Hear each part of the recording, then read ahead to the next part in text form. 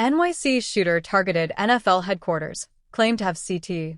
A gunman who killed 4 people at a Manhattan office building before killing himself was trying to target the headquarters of the NFL but took the wrong elevator, officials said Tuesday.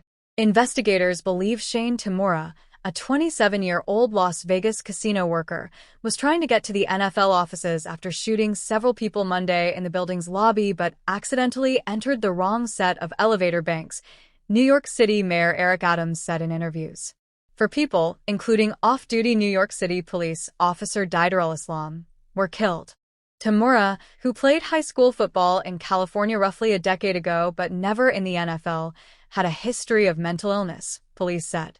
A 3-page note found in Tamura's wallet suggested he had a grievance against the NFL over a claim that he suffered from chronic traumatic encephalopathy. The degenerative brain disease has been linked to concussions and other repeated head trauma common in contact sports such as football, but it can be diagnosed only after someone has died. In the note, Tamura repeatedly said he was sorry and asked that his brain be studied for CTE, according to the police department. The note also referenced former NFL player Terry Long, who was diagnosed with CTE, and the manner in which Long killed himself in 2005.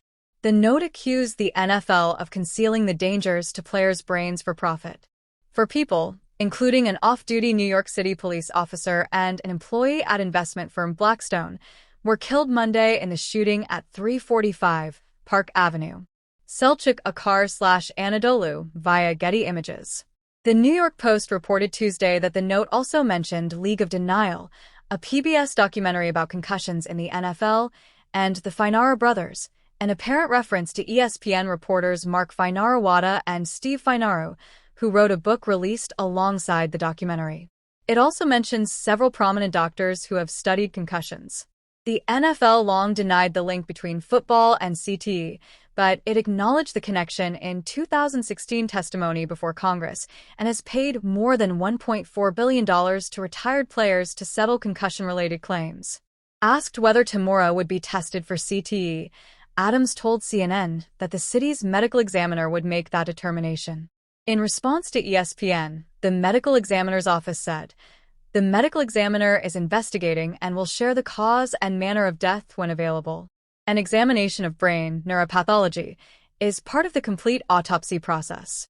NFL Commissioner Roger Goodell called the shooting an unspeakable act of violence in our building, saying he was deeply grateful to the law enforcement officers who responded and the officer who died protecting others. Goodell said in a memo to staff that a league employee was seriously injured in the attack and was hospitalized in stable condition. Goodell added that there would be an increased security presence at the league's offices in the days and weeks to come.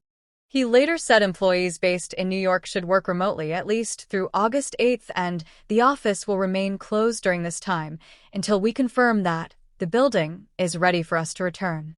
"Every one of you is a valued member of the NFL family," Goodell said. "We will get through this together." The shooting happened at 345 Park Avenue, one of the nation's most recognized streets, and just blocks from Grand Central Terminal and Rockefeller Center. It's also less than a 15-minute walk from where United Healthcare CEO Brian Thompson was shot and killed last December by a man who prosecutors say was angry over corporate greed. New York Giants coach Brian Daboll and Atlanta Falcons coach Raheem Morris opened their remarks by referencing the shooting. "You all saw what happened there at 345 Park. Tragic," said Daboll, who added that he had not had any conversations with Giants players or staff about the situation. "Just want to start out addressing the senseless violence that happened in New York," Morris said. "Just send our thoughts and prayers to everybody involved, including one of our own." President Donald Trump said Tuesday that he knows that area of Manhattan well. "I trust our law enforcement agencies to get to the bottom of why this crazed lunatic committed such a senseless act of violence. My heart is with the families of the 4 people who were killed, including the NYPD officer who made the ultimate sacrifice," Trump posted on social media. Investigators found that Tamura, who worked security at the Horseshoe Las Vegas, drove across the country over the past few days and made his way into New York City just before the shooting, Police Commissioner Jessica Tisch said. Tisch added Tuesday that investigators plan to question a man who supplied parts for the gun used in the attack. The AR-15 style rifle was assembled with parts, including a lower receiver, that were purchased by an associate, according to Tish. Police have located that associate and will be questioning him about a purchase, she said.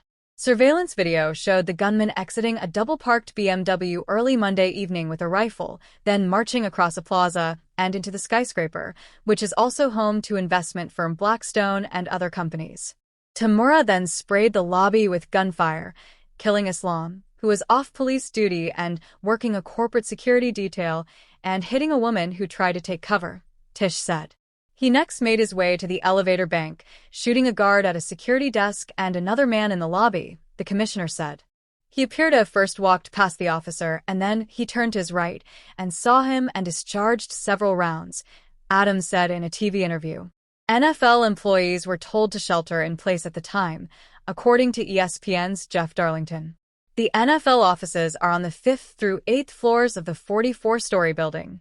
Tamura took an elevator to the 33rd floor offices of the company that owns the building, Rudin Management, and shot and killed one person on that floor.